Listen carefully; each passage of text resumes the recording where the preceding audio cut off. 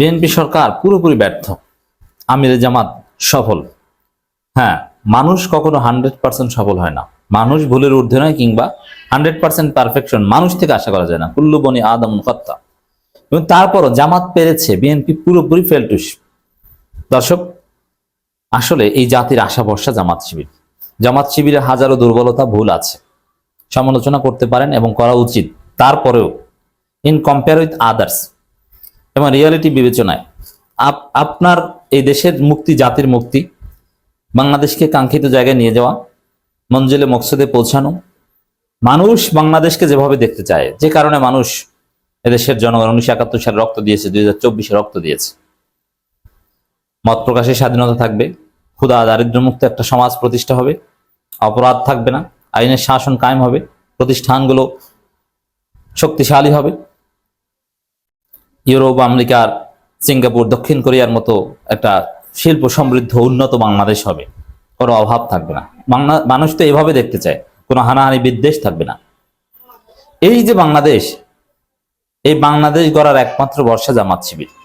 জামাত শিবির ছাড়া বাংলাদেশে, আল্লাহ যদি বাংলাদেশের উপর জামাত শিবিরের চাইতে ভালো কাউকে নাজিল করেন, তখন আমরা বলবো। এখন পর্যন্ত নাজিলকৃত যারা আছে, জামাত শিবির কোনো বিকল্প নেই।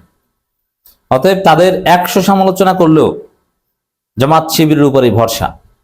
শিক্ষা প্রতিষ্ঠানের শিবির দেখেন না, ঢাকা বিশ্ববিদ্যালয় শিবির ক্ষমতায়, প্রশাসন কোঅপারেট করছে না, টাকা দিচ্ছে না, তারপর 104 বছরের ইতিহাসে সবচাইতে সেরা ডাকসু হচ্ছে এবারে শিবিরের ডাকসু। অসম্ভবকে সম্ভব করে দিয়েছেন। 104 বছরে ঢাকা বিশ্ববিদ্যালয়ের পরিবেশের সাথে তুলনা করলে এবারের পরিবেশ সবচেয়ে উন্নত, সমৃদ্ধ, আধুনিক, নিরাপদ। অতএব জামাত শিবির কি ভুল থাকবে, ভুলের ঊর্ধ্বে কেউ থাকবে না। মূলত আমরা এখানে কথা বলছি মধ্যপ্রাচ্যে যে তুমুল উত্তেজনা, যুক্তরাষ্ট্র ইরানে হামলা করেছে ইসরায়েলের মাধ্যমে এবং পুরো মধ্যপ্রাচ্যকে অস্থির করে তুলেছে।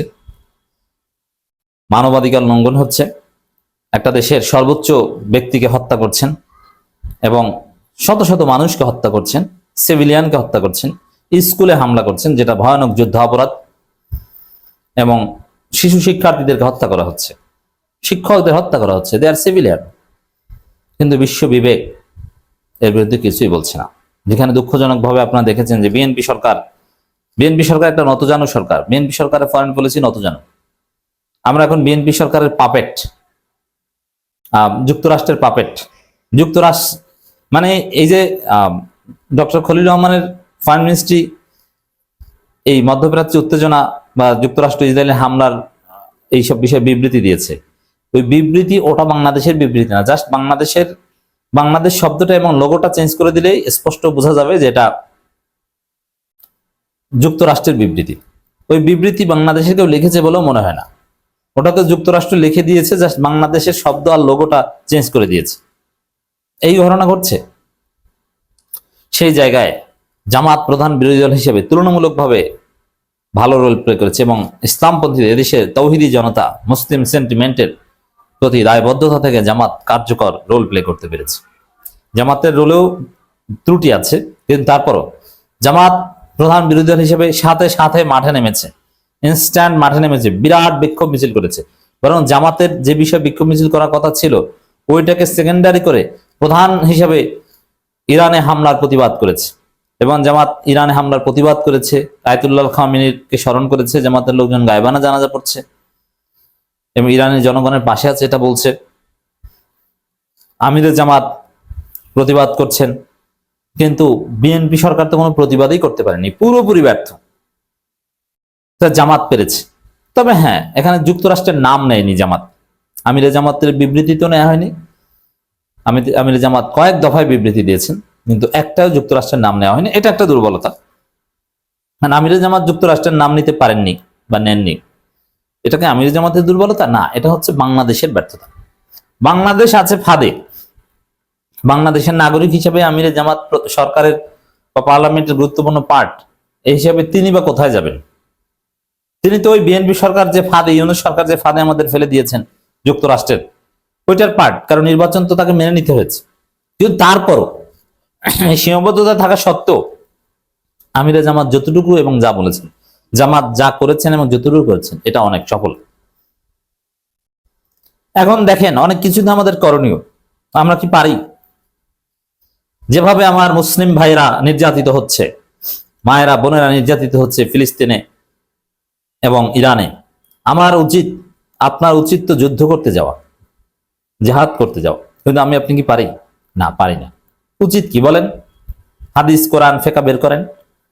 আমার আপনার সবার উপর এটা ফরজে কিফায়া। তা বাংলাদেশ থেকে কেউ যাচ্ছে, বাংলাদেশ থেকে কেউ ইরানিদের পক্ষে দাঁড়ানো, যুদ্ধ করতে যাওয়া, এটা ফরজে কিফায়া ফেকার। আপনি যদি মুফতি হন বা এগুলো, যদি সব মুফতি যেগুলো বুঝবে তাও না, কিন্তু কই আমরা তো সেটা পারছি না। এরকম চাইলেও তো অনেক কিছু পারা যায় না, অসহায় আমরা। তামিলের যেমন অনেক ক্ষেত্রে অসহায়, কিন্তু তারপরও যা করেছেন এটা কিন্তু অনেক। তারেক রহমানের মতো পররাষ্ট্র মন্ত্রণালয়ের মতো অ্যাটলিস্ট সরাসরি ইরানকে তো দায়ী করেন নাই, যুক্তরাষ্ট্রের পক্ষ তো নেন নাই, ইসরায়েলের পক্ষ তো নেন নাই। আমিরে জামাত মিছিল করেছেন, এটাই বড় সফলতা। মানে জামাত মিছিল করেছে আমিরে জামাতের নির্দেশে।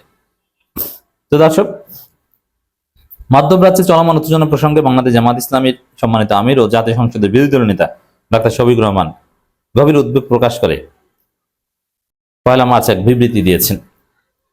প্রদত্ত বিবৃতিতে তিনি বলেন, সম্প্রতি ইরানে সামরিক হামলা এবং এর পরবর্তী সময়ে প্রতিবেশী উপসাগরীয় দেশগুলোর বিরুদ্ধে ক্ষেপণাস্ত্র, ড্রোন হামলা সংঘাতের বিপজ্জনক বিস্তারকে নির্দেশ করে, যা সমগ্র অঞ্চলকে অস্থিতিশীল করে তোলার আশঙ্কা সৃষ্টি করেছে। দেখেন, এখানে ইরানের সামরিক হামলাটা যুক্তরাষ্ট্র ইসরায়েল এটা বলেনি, এটা একটা দুর্বলতা। কিন্তু ইরানের সামরিক হামলা এটা তো বলেছে, অথচ বিএনপি সরকার তো এটাও বলতে পারে নাই। তারা বলছে যে ইরান কেন হামলা করছে আমেরিকার বেসগুলোতে, এটা নিয়ে উদ্বেগ প্রকাশ করছে। জাতির সার্বভৌমত্ব লঙ্ঘন, বেসামরিক মানুষের জীবন বিপন্ন করা এবং আঞ্চলিক শান্তি ও স্থিতিশীলতা বিনষ্টকারী যে কোনো হামলায় আমরা দায়িত্বহীনভাবে নিন্দা জানাই। তিনি আরো জানেন, অঞ্চলে ইসরায়েলের অস্থিতিশীলতামূলক কর্মকাণ্ড, এই যে দেখেন, বিএনপি সরকার ইসরায়েলের নামও নিতে পারেনি, অথচ ইসরায়েলকে সরাসরি সন্ত্রাসী সংগঠন হিসেবে একটু ঘুরিয়ে ফিরিয়ে জামাত অথবা অত্যন্ত সর্বোচ্চ নেতিবাচক ভাবে ইসরায়েলকে দেখিয়েছে আমিরে জামাত, প্রধান বিরোধী দলীয় নেতা বিবৃতিতে। ইসরায়েলের অস্থিতিশীলতামূলক কর্মকাণ্ড নিয়ে আমরা গভীর উদ্বেগ প্রকাশ করছি। এসব পদক্ষেপ উত্তেজনা বৃদ্ধি করছে, সংলাপের পথ রুদ্ধ করছে এবং স্থায়ী শান্তি প্রতিষ্ঠার প্রচেষ্টাকে দুর্বল করছে। এ ধরনের আচরণ সমগ্র অঞ্চলের নিরাপত্তাকে হুমকির মুখে ফেলেছে এবং চলমান বিরোধ সময়ের ন্যায্য আলোচনা ভিত্তিক সমাধানের সম্ভাবনা ক্ষুণ্ণ করেছে। এখানে এই সমগ্র পরিস্থিতির জন্য আমির জামাত ইসরায়েলকে দায়ী করতে পেরেছেন, এটি হচ্ছে জামাতের সফলতা। আমির জামাত সফল, তিনি মুসলিম সেন্টিমেন্টের দায়বদ্ধতা মুসলিম নেতার হিসাবে দায়িত্ব পালন করতে পেরেছেন, in spite of having some limitations. কিন্তু বিএনপি পুরোপুরি ব্যর্থ। বিএনপি সরকার একটা নতজানু ফরেন পলিসি আমরা পেয়েছি ডক্টর খলিলুর রহমানের নেতৃত্বে। এই সঙ্গে উপসাগরীয় আঞ্চলিক ভ্রাতৃপ্রতিম দেশগুলোর বিরুদ্ধে ইরানের পাল্টা হামলাকেও আমরা অকার্যকর পরিস্থিতি অবনতিকারী বলে মনে করি। এ ধরনের পদক্ষেপ অবিলম্বে বন্ধ হওয়া উচিত। আমি আবার এই অংশের সাথে একমত না। ইরান যেটা করেছে, যুক্তরাষ্ট্রের দালাল রাষ্ট্রগুলোর যে মিলিটারি বেজ আছে ওইটার উপর হামলা করেছে, সিভিলিয়ানদের উপর তো হামলা করেনি, এবং এটা বৈধ, এটা যুদ্ধনীতি। অতএব এটা নিন্দা করা আমির জামাত যেটা করেছেন, আমি এর সাথে একমত নই। এটা ইরানের অধিকার রয়েছে, জেনেভা কনভেনশন বলেন আর জাতিসংঘ বলেন, যে কোনো নীতিতে, যুদ্ধনীতিতে এই অধিকার ইরানের রয়েছে যুক্তরাষ্ট্রের মিলিটারি বেসগুলোতে হামলা করার। তবে ইরান যদি সিভিলিয়ানদের উপর হামলা করে তখন এর প্রতিবাদ জানাতে হবে। আন্তর্জাতিক আইন ও স্বীকৃত আইন কাঠামোর তোয়াক্কা না করে জাতীয় নেতা ও রাষ্ট্রপ্রধানদের লক্ষ্যবস্তুতে পরিণত করে হত্যার যে প্রবন্ধ ক্রমেই স্বাভাবিক হয়ে উঠছে। এখানে যুক্তরাষ্ট্রের বিরুদ্ধে বলেছে, কিন্তু নামটা নিলে ভালো হতো। এখন এটা ইউনুস এবং খলিলরা বাংলাদেশকে যে জায়গায় নিয়ে এসেছেন, যার ফলে আমির জামাত নাম বলতে